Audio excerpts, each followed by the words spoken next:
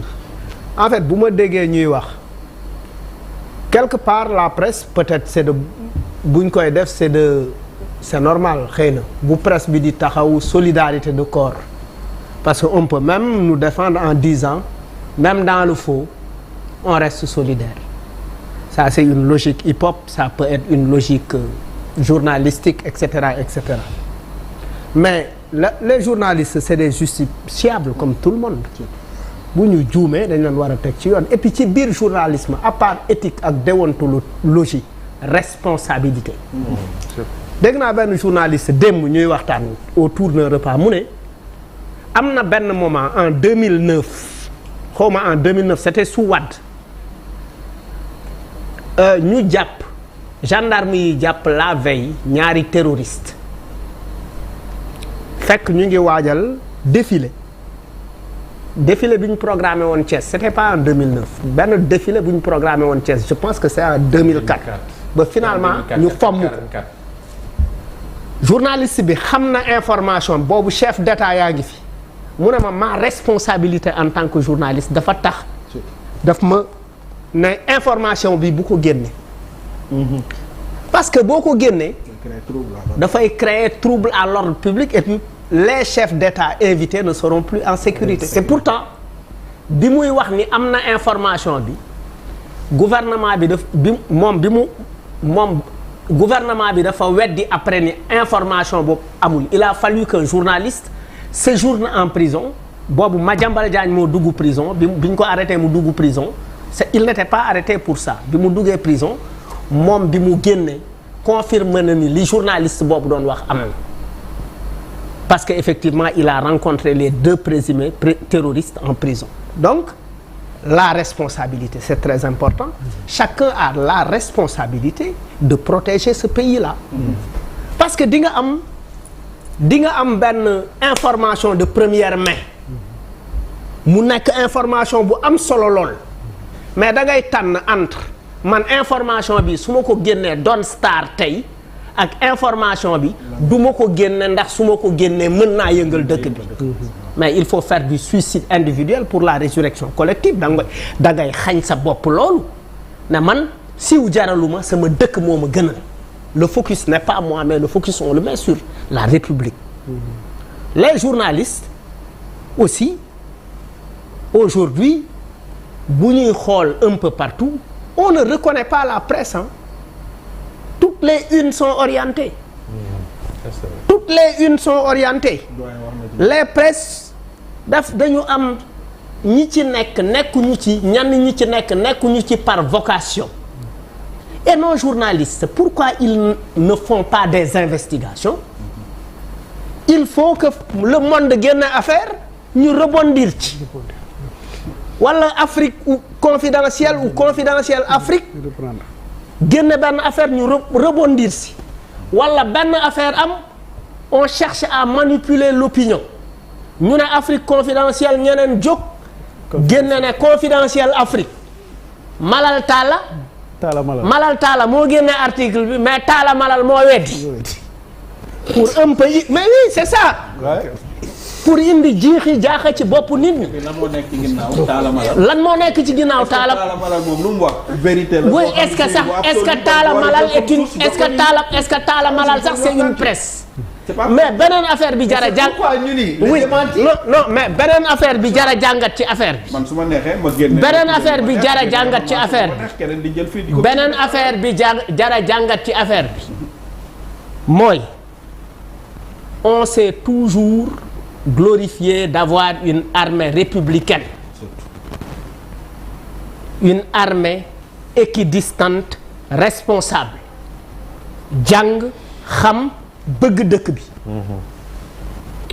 mais bu mbir amee da ngay déglu ñi xam te nekk ci mbir mi di ci liggéey. il y a eu 2 colonels officiers supérieurs de l'armée qui se sont prononcés sur l'affaire. Ils ont dit mooy Abdoul Aziz Ndaw ak Bara Thioub. Qu'est-ce qu'ils ont dit?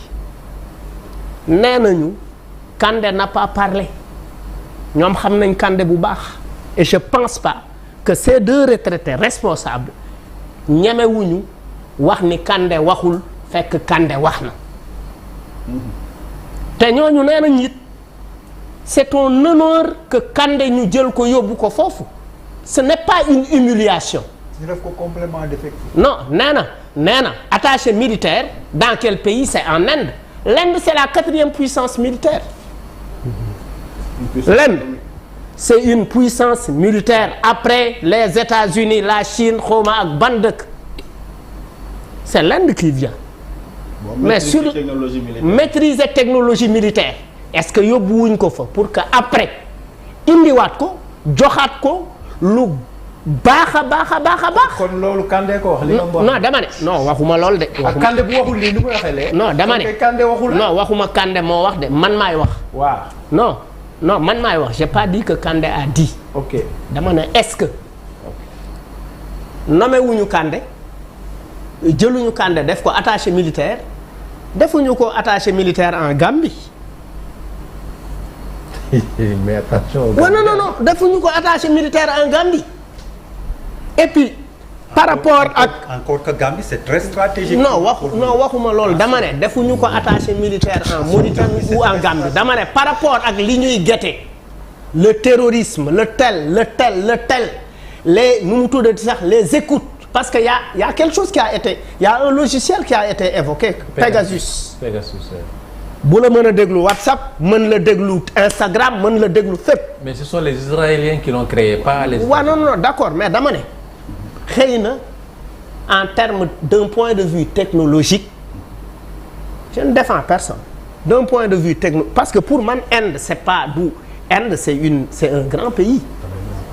c'est un grand pays aspect boobu ñu mën ko jàpp mais li ci neexul mooy on est en train je ne sais pas c'est la presse je ne sais pas ce n'est même pas la presse c'est des politiques qui sont en train de dire tel commandant fait allégeance à tel pouvoir à tel parti et tel autre commandant fait allégeance à tel autre loolu yëfi caaxaan yooyu waruñu ko indi ci biir armée parce que bu ñu demee ba commencer naan gendarme bi pro Macky la gendarme bi pro Sonko la c'est problématique il faut pas qu'on en arrive là maintenant les journalistes li ñu war a njëkk a toppatoo gars yi ñu ngi def assise de la justice il faut faire les assises de la presse. mais on l'a déjà fait. mais déet kon de li ngeen def baaxul parce que dafa xëy na am na non est-ce que appliqué les conclusions est-ce qu'elles sont appliquées maintenant dire que un journaliste duñ ko tëj tout dépend de la gravité des faits. de lan lañ koy toppee maintenant nag nga jàpp nit bàyyi ko relax pur et simple avec tout ce tollé là l'État a le devoir de nous informer sur le pourquoi ils ont été arrêtés parce que relax pur et simple mooy defoo dara kon lu tax ñu lay jàpp.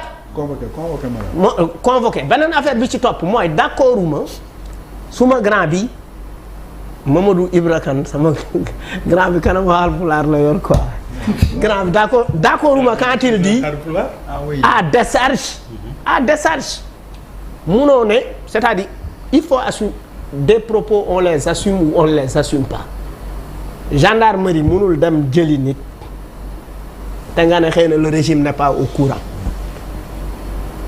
je suis désolé c'est ce que tu as dit tout à sànq. Oui, absolument. Gendarme munul jóg dans un état sérieux non di jëli nit non. dans un état sérieux. mais xanaa la gendarmerie a. non dama ne gendarmerie mënul jóg di jëli un journaliste. sur une question qui touche l'armée.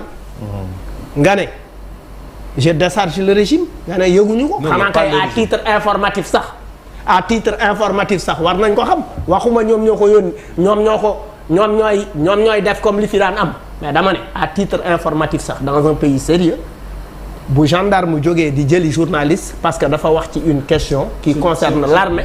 c'est le procureur qui a ordonné sur ordre du procureur nga ne way à décharge c'est ça aussi oui ba pare moom moo demandé à ce que ñu dem jox ko convocation quand les journalistes procèdent comme ça surtout un patron un doyen du journalisme quand il parle comme ça c'est parce que aussi on peut s'inquiéter.